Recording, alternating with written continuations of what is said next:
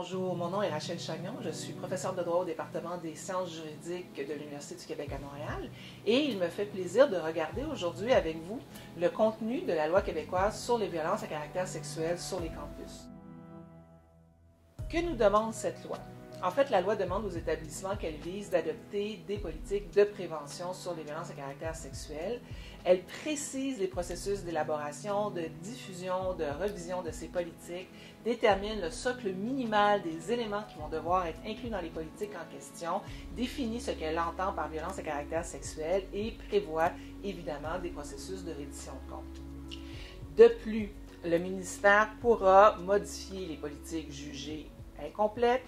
Le ministère octroie d'ores et déjà la possibilité aux institutions qui vont en avoir besoin ou qui vont le désirer, la possibilité de regrouper certains services ou de faire appel à la sous-traitance. En fait, pour la loi, la violence à caractère sexuel comprend toutes les formes de violence qui sont commises par le biais de pratiques sexuelles ou qui visent la sexualité.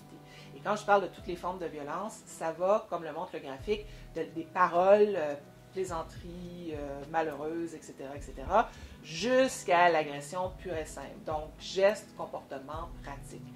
Tout relève potentiellement du registre des violences à caractère sexuel.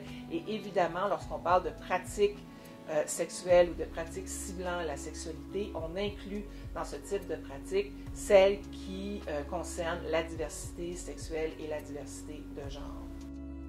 Quelle est maintenant la zone de responsabilité d'application de ces politiques? Les institutions postsecondaires sont responsables d'encadrer et de voir à la sécurité de tous les membres de leur communauté en lien avec toutes les activités liées à la vie institutionnelle. Et ça, c'est peu importe là où se trouvent les activités en question. Donc, il peut s'agir autant d'activités sur le campus que d'activités hors campus. Il peut s'agir autant d'événements qui ont lieu dans le monde réel que dans le monde virtuel. Donc, on peut penser à différents médias sociaux tels que Facebook ou Instagram, par exemple, qui pourraient aussi être visés par les politiques en question. Qu'est-ce qu'on demande aux institutions d'inclure dans leur politique? Bon, tout d'abord, on leur demande évidemment de définir les rôles des différents groupes qui vont représenter les membres de la communauté. On peut penser ici à la direction, aux syndicats, aux associations étudiantes, etc. Les politiques vont devoir aussi inclure des mesures de prévention et prévoir, par exemple, les formations qui seront obligatoires à la fois pour les étudiants et pour les autres membres des communautés universitaires, dans le cas qui nous préoccupe. Les politiques vont aussi devoir prévoir une mise à niveau des infrastructures afin de les rendre plus sécuritaires, l'encadrement des activités sociales et d'accueil, l'encadrement des tiers qui contractent avec les universités et peuvent se retrouver soit sur les campus universitaires, soit liés à différentes activités de type académique ou autre. Les politiques vont devoir aussi comprendre tout ce qui est mis à la disposition des étudiantes et des étudiants et des autres membres de la communauté en termes d'offres de services qui va de la réception de dévoilement ou de signalement jusqu'au processus complet des plaintes allant jusqu'à la sanction.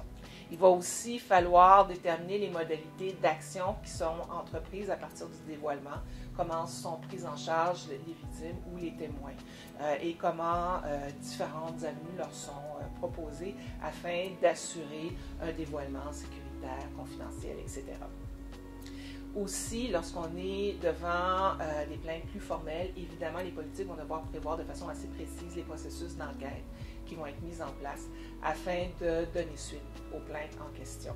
Et au final, les politiques vont devoir aussi contenir des codes de conduite qui devront être adoptés par les institutions. La loi a aussi des exigences en matière de reddition de comptes. Donc, des rapports annuels vont devoir être présentés par les institutions qui vont permettre de faire un suivi sur la mise en œuvre des politiques qui auront été adoptées. Ce rapport annuel devra détailler les mesures de prévention qui ont été mises en place, les activités de formation qui ont été faites, les mesures de sécurité qui existent. Ils vont devoir aussi détailler tous les signalements qui ont été faits, donc le nombre de signalements, de plaintes reçues et traitées, les délais pour le traitement des plaintes en question, les interventions qui ont été effectuées et le nombre de sanctions appliquées. Finalement, ces processus de reddition de comptes vont devoir aussi détailler quels sont les processus de consultation qui ont été mis en place afin non seulement d'adopter les politiques en question, mais de veiller à la mise en œuvre et de veiller aussi au renouvellement de ces politiques. D'ailleurs, il y a des comités permanents sur ces politiques-là qui vont devoir être instituées dans chaque institution. Finalement, la loi prévoit que le ministère surveille et accompagne les institutions dans la mise en place de leurs politiques.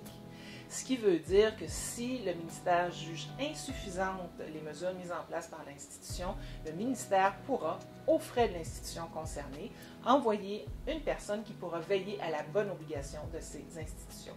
Ça, on parle ici carrément de l'arrivée d'un tiers à l'intérieur des murs de l'université pour veiller à ce que l'université se conforme de façon jugée plus satisfaisante à la loi et adopte une politique contenant de manière plus satisfaisante les différents éléments que je vous ai exposés.